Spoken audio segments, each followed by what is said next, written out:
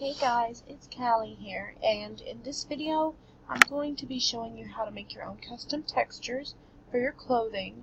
Now this is a very simplistic way to do this. You do not have to be any kind of artiste to do this, like seriously, it's ridiculous.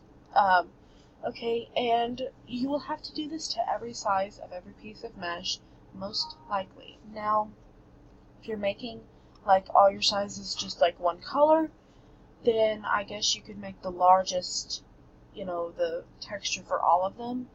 I assume that might work, because it would just kind of, it would obviously be bigger than the smallest, so it would probably work, I would hope.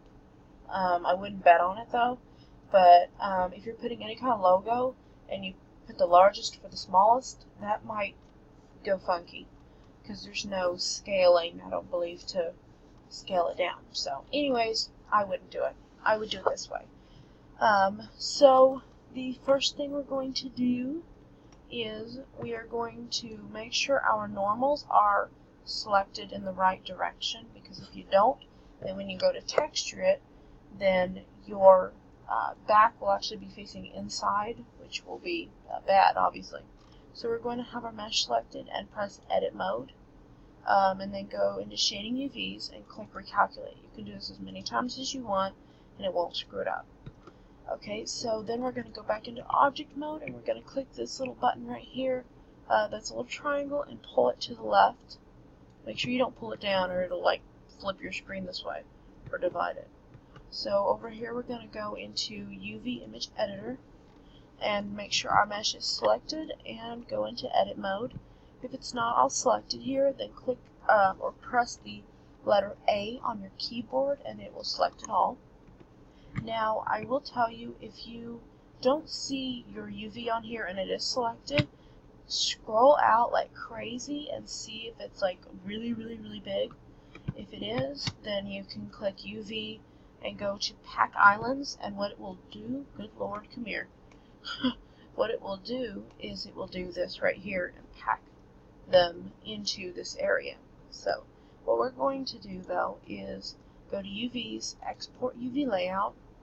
I'm not going to actually export it because I've already done it 5 times. Okay, so you're going to click export and then we're going to bring it up in GIMP. Sorry if my voice is kind of funny. I've been having issues with it lately. And we're going to open all the way down in Timbuktu. Where are you? Okay.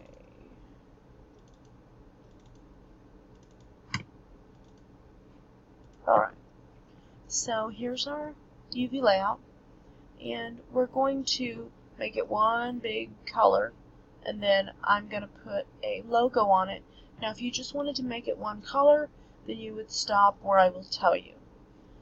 Okay, we're going to go to the paintbrush button right here, and I set my brush usually to about 100, because like I said, you do not have to be any kind of artiste to do this, and I want it to be a solid brush, because if you don't and you airbrush the sides, then you may end up with an airbrushed side like in actual. Now if you wanted to do like tie-dye, you could do that, but or ombre or something, you could do that, but make sure the sides are one color, because you don't want the white to be on the sides. Whoopsies. I want to select a color here, and I'm going to select a purple of some sort, and click OK. Okay, well that is Barney purple. Okay, there we go. Alright, and you are going to just, like I said, as long as the UV layout is covered, then it does not matter. You could literally doodle a smiley face and no one would be the wiser. Okay, and you just want to fill this in. And like I said, if you wanted to just make it one color, you would stop here. But we're going to keep going because we're going to put a logo. Now what you want to do is find a picture from Google, and you guys are in for a treat today, because this guy right here, AFF Engineer, he showed me how to fix an image like this so it won't have this white background. Woot woot. Okay, so what I did is I just Googled baby fat, and I grabbed the logo, and what you're going to do is I just clicked view image. Now this is very, very important. You cannot save it and then open as layers in GIMP. You have to do it this way because literally I tried and it didn't work. So you want to right click and you want to copy image, and then you want to go here and you want to click edit, paste as, new layer.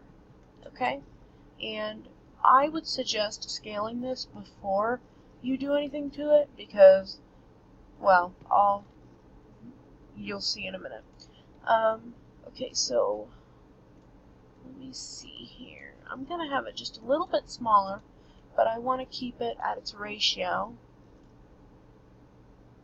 Man, I wish I could have the font bigger. I guess I could have clicked a different one, but oh well, too late. Alright, so now a lot of things you can do. You could invert the colors if you wanted to. If you wanted this writing to be white, which I don't. You're going to click this button here. Looks like a wand. It's called the fuzzy select tool. And I usually set my threshold to about 30-ish. And then you're going to click on the background that you want gone.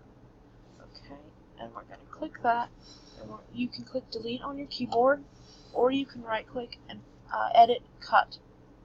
And as you can see, the inside of those letters are still there, so I'm just going to click there and right click, edit, cut, and right click. Oh, you got to left click first. Edit, cut, because you got to select it first. Edit, cut. Okay, and I'm going to keep the cat white. Alright, so now what I'm going to do is I'm going to move this onto my shirt like this. Now if you see this part, I don't even know what to call it, is selected. If you try to scale it now, it won't work. For some reason, it's stupid. Because it's kind of got that selected. So anyways, so that is that. And then what you're going to do, you can merge it down, but you really don't have to. What you're going to do is export this as a picture. Okay, and it's going to be texture. And then you can name it small, medium, large, whatever. Okay, and then what you're going to do is whenever you come up into Second Life and you're going to, I suggest going into what's called the beta grid. Now there's a few different steps you have to go through, which I will address in my next video, or maybe the one after that, on how to do that. The beta grid is absolutely free to upload things, but you cannot transfer into Second Life. You would have to re-upload it in Second Life. It's mainly just to see if it works. Okay, so there's that. So like I said, you export it as a picture, and then what you would do is you would import it into Second Life, but you still need to make an alpha, which I will address in my next video. So it'll probably be, I'm on a different computer than I usually do because I lost all my passwords and I lost all my programs when I reformatted my computer. So anyways, yeah. So like I said, I will try to post the link to this guy down below, and yeah, watch my other videos and let me know if you need further explanation or need videos on other things, and I will try to learn and let you guys know. So as always, thank you guys for watching so much. See you guys next time. Bye.